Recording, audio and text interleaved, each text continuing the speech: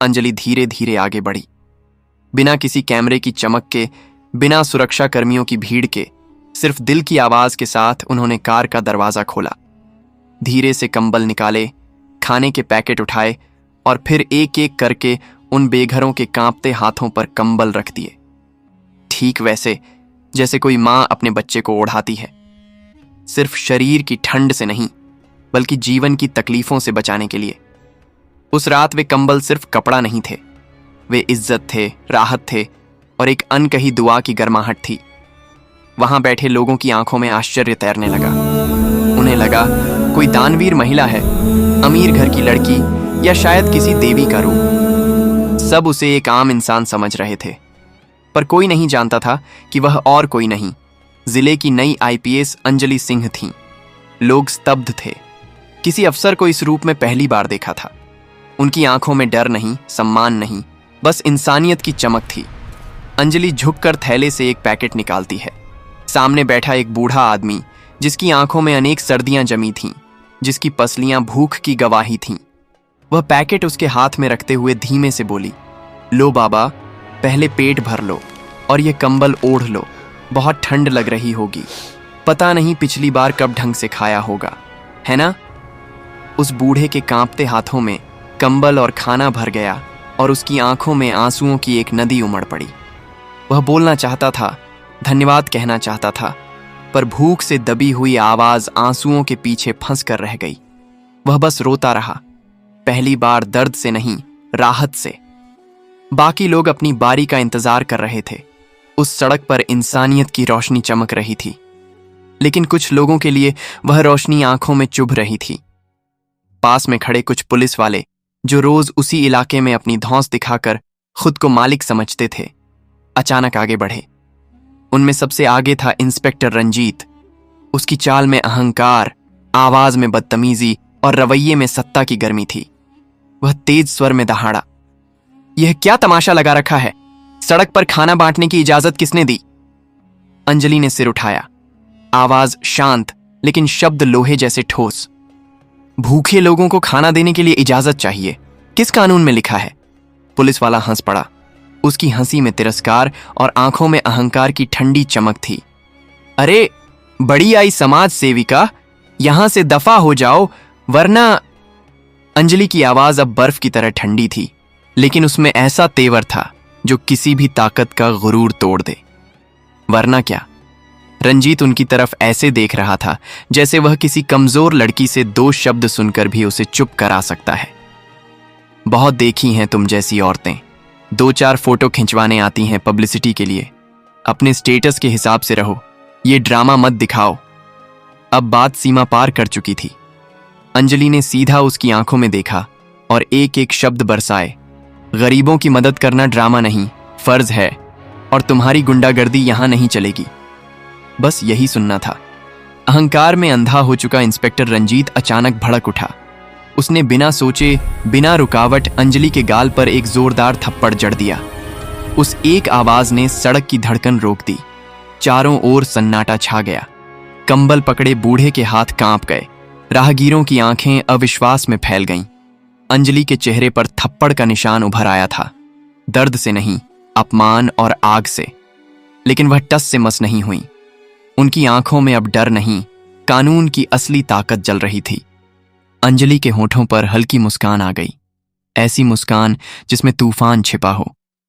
धीरे से बोली, अगर मैं अभी अपनी पहचान बता दूं तो तुम्हारी धौंस एक पल में खत्म हो जाएगी, लेकिन मैं देखना चाहती हूं कि आम गरीबों के साथ तुम कैसा व्यवहार करते हो। ये नाटक अभी और आगे बढ़ने दो। उनकी आंखों में चुनौती थी और पुलिस वालों के जीवन का सबसे बड़ा पछतावा अब शुरू होने वाला था। असली तूफान अभी बाकी था। उन्होंने विरोध नहीं किया। पुलिस वालों ने उन्हें जबरदस्ती हथकड़ी लगा दी, लेकिन अब सड़क पर खड़े लोग चुप नहीं थे।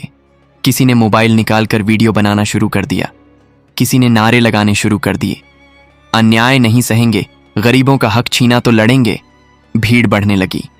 लोग भड़क चुके थे। किसी को नहीं पता था कि यह कोई आम औरत नहीं, बल्कि इसी जिले की आईपीएस है। पुलिस वालों को भी अंदाजा नहीं था कि वे किस तूफान से टकराने जा रहे हैं। उन्हें लगा कि वे हमेशा की तरह एक और आम औरत को धक्का दे रहे हैं। लेकिन वे यह भूल चुके थे कि जहां इंसानियत पर वार होता है वहां एक औरत चिंगारी नहीं, आग बनकर खड़ी होती है। भीड़ से घिरी उस गली में जैसे ही पुलिस वालों ने उन्हें धक्का दिया, लोगों ने मोबाइल उठाए और रिकॉर्ड करते हुए सोशल मीडिया पर डालना शुरू कर दिया। किसी ने लिखा, 27 साल की लड़की बेघरों को खाना खिला रही थी और पुलिस वालों ने उसे मारा। किसी ने कहा, यह लड़की किसी एनजीओ से लगती है और शायद किसी बड़े घर की भी है। त्राही मच गई। यूट्यूब, फेसबुक, इंस्टाग्राम, हर जगह वीडियो वायरल।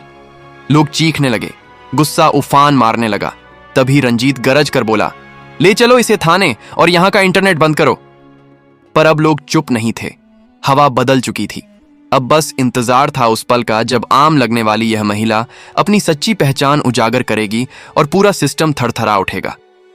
हवलदार आगे बढ़ा, चलो अब थाने में बात करेंगे, बहुत हो गई समाज सेवा। भीड़ सन्न हो गई। जीप दूर खड़ी थी, उसी तरफ उन्हें खींचा जा रहा था। अंजलि मैम शांत थीं। चेहरे पर गुस्से की कोई लकीर नहीं, लेकिन उनकी आंखों में कभी न बुझने वाली आग थी। रंजीत के चेहरे पर शिकार पकड़ने की खुशी थी। उसे लगा कोई आम औरत फंसी है। देखते देखते हजारों लोगों की भीड़ जमा हो गई, पर कोई आगे ना आया क्योंकि रंजीत का खौफ, भूख और ठंड से बड़ी दीवार था। लोगों की निगाहें पीछे छूट गईं और पुलिस की जीप ने अंजलि को थाने के अंधियारे में पहुंचा दिया। ड्यूटी पर तैनात थे टीआई महेश। इंस्पेक्टर रंजीत ने जीप का दरवाजा खोलते ही उन्हें धक्का देकर अंदर लाया, मानो किसी अपराधी को पकड़ लाया हो। गर्व से गुर्राते हुए बोला, साहब, ये औरत एनजीओ के नाम पर भीख मांग रही थी, फोटो खिंचवा रही थी, लोगों को भड़काती है, पैसे ऐंठती है और मारपीट भी की है। चारों ओर सिपाही खड़े थे, कुछ हंसी दबा रहे थे, कुछ आंखों में शक लिए हुए। पर अंजलि बस चुप, स्थिर, जैसे बहुत कुछ देख चुकी हो और अब बोलने की जरूरत ही ना बची हो। उन्हें महिला लॉकअप की ओर धकेला गया। रंजीत चलते चलते और जहर उगल गया।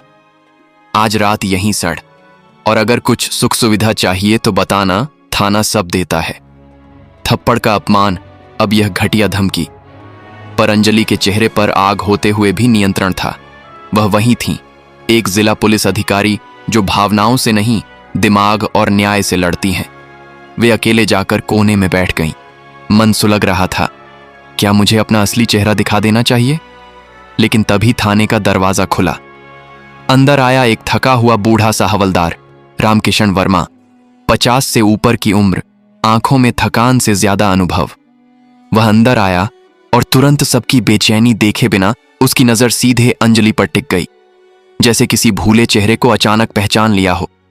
वह 2 बार देखने लगा, फिर होंठ कांपे, सांस तेज हो गई। अचानक वह उस सिपाही का कॉलर पकड़ बैठा जो अंजलि के पास खड़ा था।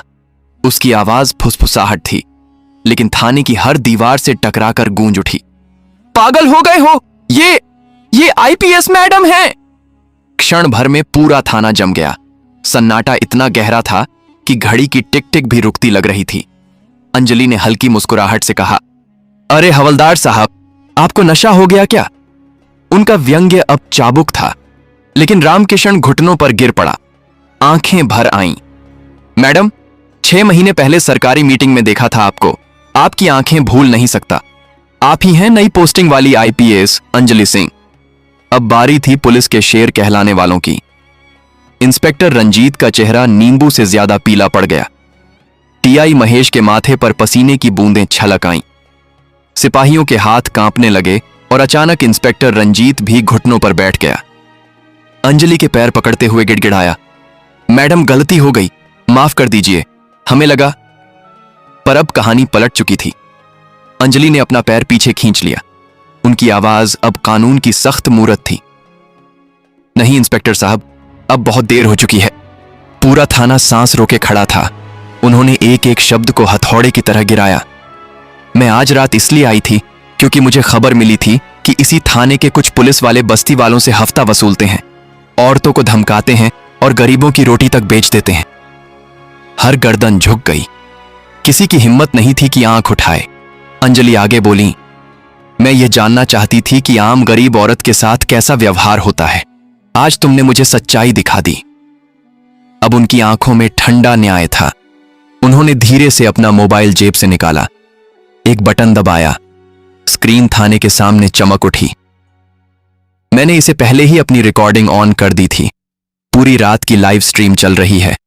अभी इस वक्त 25,000 लोग देख रहे हैं। उनका स्वर नहीं गरजा, बस धीमा था, मगर ऐसे उतरा जैसे बिजली एकदम ऊपर गिर जाए।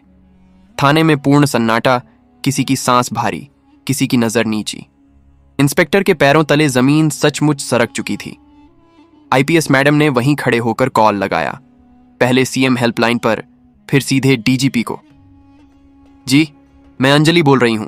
अभी लोकेशन खोलिए, थाने में हूं। जी हां, अभी कार्रवाई चाहिए। अब जो आगे हुआ वो सिर्फ घटना नहीं, इतिहास बन गया। दोस्तों, हर पुलिस वाले के चेहरे से रंग ऐसे उड़ गया जैसे किसी ने रात की ठंड में खून ही जमा दिया हो। सुबह 7 बजे इंस्पेक्टर रंजीत तुरंत सस्पेंड। उसका पुराना रिकॉर्ड उघड़ा। 8 मामले, जबरन वसूली, छेड़छाड़ और बस्ती में अत्याचार के। सालों से दबी शिकायतों के पहाड़ आज फट पड़े। थाने में एक महिला रोते रोते आई, ये शैतान मेरा पति है, मुझे भी मारता है। थाने की दीवारें तक शर्म से भर गईं। पुलिसकर्मी जो आंखें ऊपर उठाकर बात करते थे, अब नीचे देखने में भी डर रहे थे। मामला सीधा गया महिला आयोग। तभी दोस्तों, कल रात जो डर डर कर मैडम का साथ दे रहे थे, वही लोग आज थाने के बाहर बिजली सी गरजने लगे। एक निर्दोष महिला को जेल में लाया गया। अब नहीं चलेगी पुलिस की दादागिरी। हजारों लोग, गुस्सा, नारे और सस्पेंशन की मांग। थाने के अंदर अचानक हलचल मची। दरवाजा खुला और आईपीएस मैडम धीरे धीरे बाहर निकलीं। उनके पीछे चले सस्पेंडेड पुलिस वाले सिर झुकाए, जमीन पर नजरें टिकाए। जैसे ही जनता ने रंजीत को मैडम के पीछे देखा, भीड़ उबलने लगी। मारो इसको, जनता पर गुर्राता था, आज क्यों चुप है? और तभी सायरन बजा। फिर 1, फिर 2, फिर 3 सरकारी गाड़ियां थाने के सामने आकर रुकीं। उनसे उतरे एसडीएम, एएसपी, डीएसपी और पूरा प्रशासनिक स्टाफ। सब एक साथ आईपीएस मैडम को सलाम करने लगे। भीड़ चुप, जैसे किसी ने समय रोक दिया हो। आईपीएस अंजलि ने एसपी से कहा, इन गद्दारों का सस्पेंशन जारी रहे, नए और ईमानदार अधिकारियों की नियुक्ति करो। रंजीत सिर झुकाए खड़ा रहा। बाकी पुलिस वाले जनता से नजरें मिलाकर भी नहीं देख पाए। कुछ ही घंटों में पूरा थाना खंगाल दिया गया। भ्रष्टाचार की फाइलें एक एक करके खुलीं। पब्लिक हैरान, सब कुछ बदल रहा था। डीएसपी ने धीरे से पूछा, मैडम, आपने रात को अकेले ये सब क्यों सहा? अंजलि मैडम मुस्कुराईं, भीड़ की तरफ देखा और आगे बढ़कर बोली, कल रात आपने एक औरत की मदद की कोशिश की, वो मुझे अच्छा लगा। जहां गलत दिखे वहीं डट कर खड़े हो जाओ, समस्या की जड़ तक जाओ, सिर्फ शोर मत करो, यहीं समाधान जन्म लेता है। फिर उन्होंने उन झुके हुए पुलिस वालों की तरफ देखा। वर्दी पावर के लिए नहीं, सेवा के लिए होती है। जिस दिन जनता से ऊपर समझोगे खुद को, कानून तुम्हें नीचे गिरा देगा। और उस दिन थाने के बाहर तालियों की गड़गड़ाहट ने इतिहास लिख दिया। लोग रोए, गर्व से सीने चौड़े हुए। जिले में नए अधिकारी आए और जनता में एक नया साहस जन्म हुआ। तो दोस्तों, ये कहानी केवल मनोरंजन और शिक्षा के उद्देश्य से बनाई गई है। इसमें दिखाए गए सभी पात्र, घटनाएं और संवाद काल्पनिक हैं। किसी भी वास्तविक व्यक्ति, संस्था या घटना से इनका कोई संबंध नहीं है। कृपया इसे केवल कहानी के रूप में देखें और इसका आनंद लें। हम किसी की भावनाओं को ठेस पहुंचाना नहीं चाहते। अगर आपको यह कहानी पसंद आई हो तो इसे लाइक करें और ज्यादा से ज्यादा लोगों तक शेयर करें।